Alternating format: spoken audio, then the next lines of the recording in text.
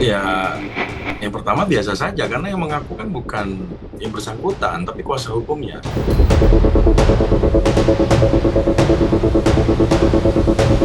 Tapi bagaimanapun kan itu tetap ibu saya. Jelek buruknya kan tetap yang melahirkan.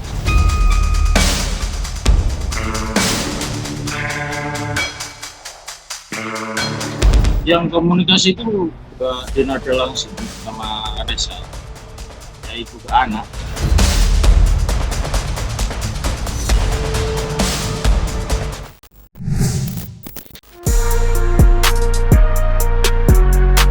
Drama konflik keluarga berujung gugatan perdata yang melibatkan selebritis Denada dan Reza sang putra belakangan ini kian menyita perhatian orang banyak.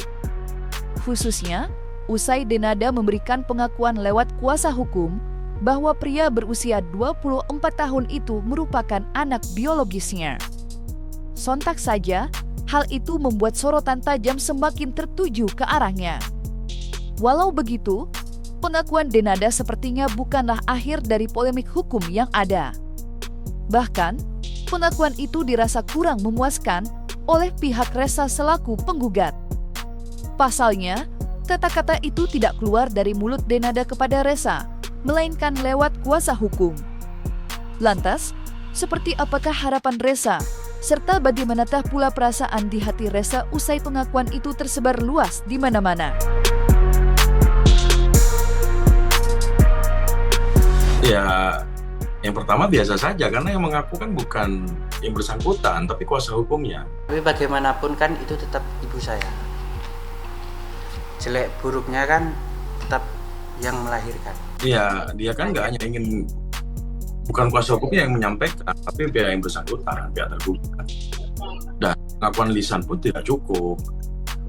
Masih banyak hak hukum yang harus ditepati ya oleh pihak tergugat ya. Kalau keinginannya tetap seperti itu yang pertama. Kedua, apa yang dia rasakan ya bahagia sebenarnya, bersyukur. Cuma alangkah lebih pasnya lagi kalau yang bersangkutan sendiri yang menyampaikan itu. Karena yang bersangkutan ini kan public figure nih, biar tidak apa ya, di luaran ini kan sudah ramai sekali tuh. Ini dikatain kita ini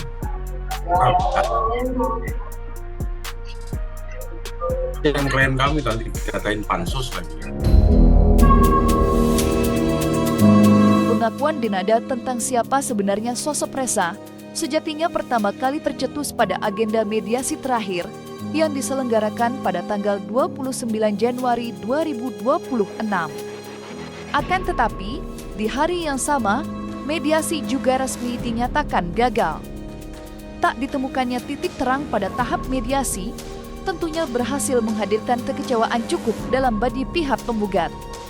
Apalagi, beberapa waktu lalu, pihak Denada sempat menghembuskan rencana untuk menjalin komunikasi demi mengagendakan mediasi di luar persidangan.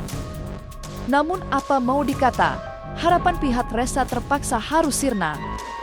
Lantaran komunikasi dari pihak Denada tak kunjung sampai ke telinga. Menanggapi hal tersebut, Muhammad Iqbal selaku kuasa hukum Denada akhirnya buka suara dan memberikan penjelasan. Lantas mengapa ia tak kunjung menghubungi pihak Reza? Kemarin kan masa mediasi kan 3 minggu ya lamanya ya.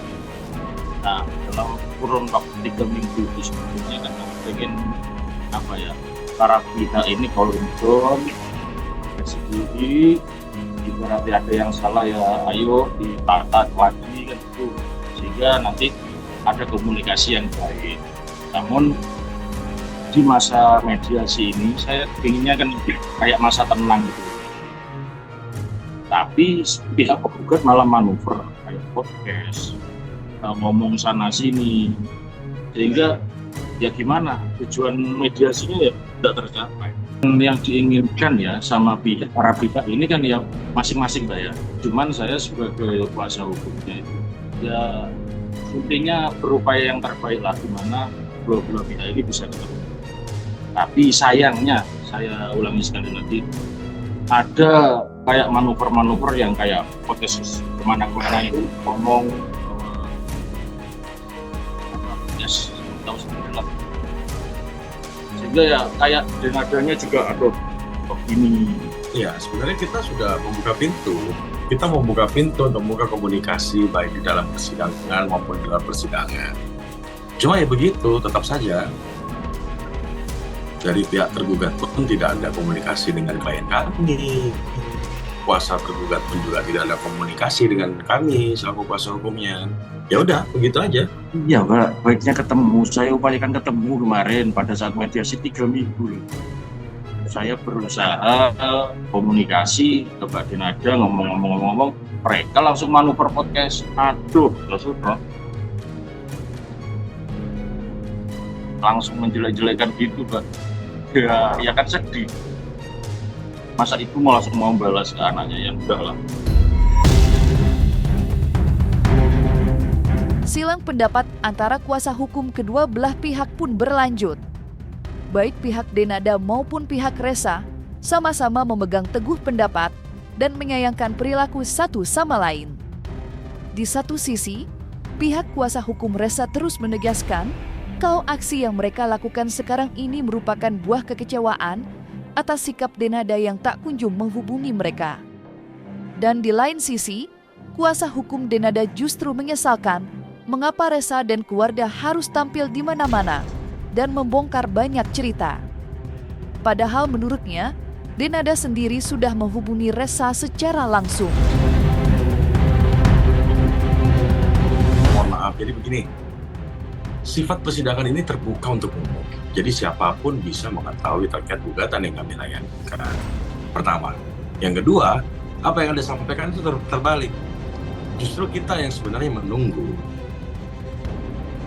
Karena dari pihak kuasa tergugat ini ingin berbicara dengan kita di luar persidangan. Tapi sampai detik ini tidak ada komunikasi itu. Bagaimana bisa komunikasi dengan keluarga, sedangkan keluarganya sendiri diblokir? Yang komunikasi itu Mbak Denada langsung sama Resa, yaitu ke anak.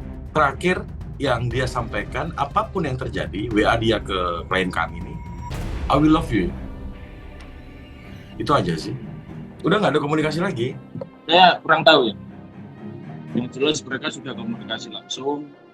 Saya juga memberikan akses yang sekiranya bisa mungkin dipakai. Sampai detik ini tidak ada komunikasi baik di dalam maupun di luar persidangan. Jadi kita sudah membuka pintu di awal, membuka pintu lebar-lebar agar permasalahan ini bisa cepat selesai. Namun yang bersangkutan memang tidak pernah hadir dalam proses mediasi. Jadi persidangan ini kan sifatnya mulia, mediasi ini kan tertutup. Nah, ketika perkara ini akan memasuki pokok perkara nantinya, maka akan terbuka untuk umum. Cuman, yaitu keburu mereka podcast sana sini. Kok gini, kan gitu. Harus mediasi itu damai-damai, manuver. Ya sudah, saya juga repot ngomong. Entah apa yang sebenarnya terjadi di belakang layar. Mana yang fakta, mana yang sekedar bualan belaka, semua masih berhembus kencang meramaikan jagat maya. Tapi di balik itu semua, agenda mediasi kini sudah resmi dinyatakan gagal. Dan selanjutnya, Pengadilan Negeri Banyuwangi akan melanjutkan proses persidangan ke pokok perkara.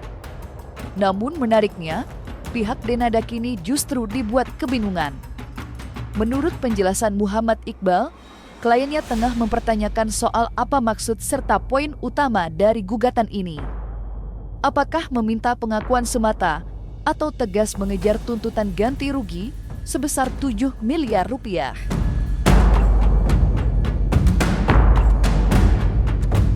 Kita ini juga bingung. Iya. Pihak penggugat ngomong kalau minta pengakuan aja, nggak minta uang, nggak minta ini, tapi di resume mediasinya tetap minta uang 7 M. Kan ini nggak sinkron sama apa yang dibilang di media. Selanjutnya kayak Mbak Denada sendiri ya, apa semua sudah dikasih, kita pun nggak tahu. Wong nggak ada apa-apa tiba-tiba ada gugatan. Kayak kemarin tak tanyakan juga ke Mbak Denada, waduh ini drama apa ini Mbak? Kan semua sudah dipenuhi. Kita nggak mungkin telah bumbar jeleknya Resa atau gimana, nggak mungkin. Ada 2 poin yang harus digarisbawahi dari aksentuasi gugatan itu. Yang pertama itu kan memang kan status Resa sebagai anaknya. Tetapi sudah saya nyatakan di dalam keterangan saya atau statement saya sebelumnya di kawan-kawan pers itu bahwa hubungan ya antara Denada dengan pamannya ini kan merupakan hubungan berikatan, penitipan anak. Kalau mereka itu sudah menyatakan sudah pernah menafkahi ya sudah buktikan. Karena saya tidak mempermasalahkan angka, tetapi kalau kita berbicara, sekali lagi saya ulangi, ketika kita berbicara tentang konteks 1365 on rahmatadat itu, maka kausalitas adanya kerugian itu harus ada. Makanya angka harus ada. Kenapa kok formulasi 7M? Ya, kalau kita berbicara tentang konteks 7M itu ya sudahlah, kita asal-asalan nulis kok. Yang sepatutnya kalau menurut kacamata teman-teman saya atau netizen-netizen itu kurang patut atau terlalu banyak, sepatutnya berapa? Itu pun saya nggak terlalu memperhitungkan masalah itu. Yang penting fase yang pertama saya sudah terpenuhi, yaitu adanya pengakuan Resa. Sekarang karena dia itu sudah melakukan pendoliman terhadap tergugat 2 dan tergugat 3, yang inkasu adalah paman dan tantenya yang mengasuh anaknya, ya kan, yang menceboki anaknya kan begitu, yang menidurkan anaknya ketika sakit. Nah, itu yang harus juga diperhitungkan. Karena apa? Karena rasa terima kasih secara lisan aja tidak pernah terucap di mulutnya Denada, kan begitu. Itu makanya harus saya berikan pelajaran, ya, harus saya kasih pembelajaran secara adab melalui putusan pengadilan ini. Termasuk pula nanti pembubaran angka itu.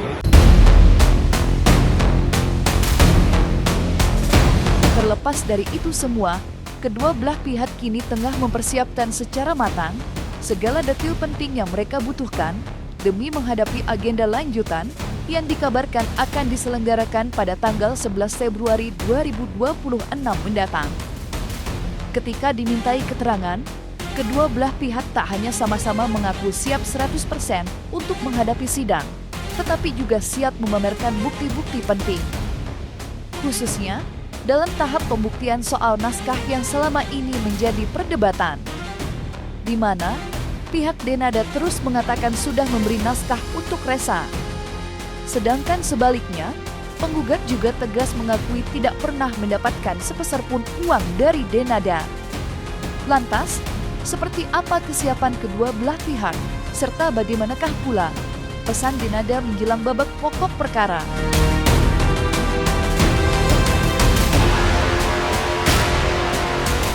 Berlanjut sidang, pesannya Mbak Denada atau keinginannya, ya semua sudah dikasih, mestinya kan selesai. Kalau mereka tidak mau selesai ya sudah lanjut sidang.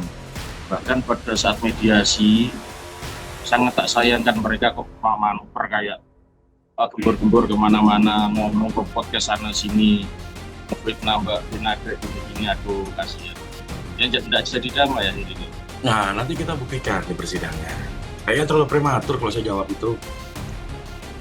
Jadi kalau memang dia sudah berbicara seperti itu, berstatement seperti itu, sudah berikan apalah, inilah, itulah, nanti kita buktikan di persidangan. Kan gampang. Ya itu emang tugas juga untuk membuktikan dalilnya, ya harus siap pembuktiannya. Kan siapa yang mendalilkan, dia yang membuktikan, itu dalam hal ini gugatan ya dia yang membuktikan. Nanti kita bisa buktikan. Kita masuk ke pokok perkara. Jadi kalau saya jawab saat ini kayaknya terlalu prematur. Jadi kalau untuk apa yang sampai sebutkan barusan, saya kurang tahu. Ya pasti kita melakukan gugatan ini kan pasti memiliki alat bukti yang kuat dong.